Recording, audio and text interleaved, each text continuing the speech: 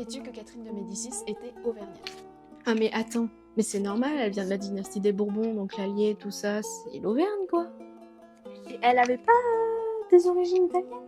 Alors, t'as à peu près raison. Déjà sur le point que Catherine de Médicis a des origines italiennes. Parce que son père était duc d'Urbino en Italie. Et elle n'a pas de lien direct avec les Bourbons dès la naissance. Parce que sa mère, c'était Madeleine de la Tour d'Auvergne, qui vient de la Tour d'Auvergne dans le Puy-de-Dôme. Et les départements n'existaient pas encore à l'époque. Je savais pas. Mais c'est pour ça que je t'en parle en fait. Alors, Catherine de Médicis, elle est née orpheline. Alors, pas totalement, parce qu'elle avait quelques mois quand ses parents sont morts de maladie. Elle est élevée par la suite par sa tante Anne de la Tour d'Auvergne, qui est la sœur de sa mère, qui avait un rôle hyper important au niveau diplomatique et politique en Auvergne.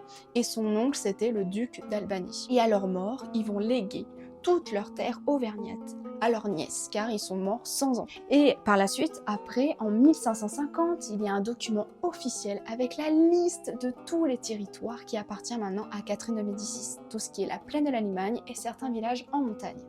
Et par la suite, quand elle va venir reine, elle va développer tout son territoire d'Auvergne, donc déjà à la baronnerie de la Tour qui appartient à sa famille, ensuite la baronnerie de la Chaise, ensuite le comté de Clermont, bon, juste Clermont tout court, parce que Clermont-Ferrand n'existait pas encore à l'époque, mais je vous en parle dans une autre vidéo.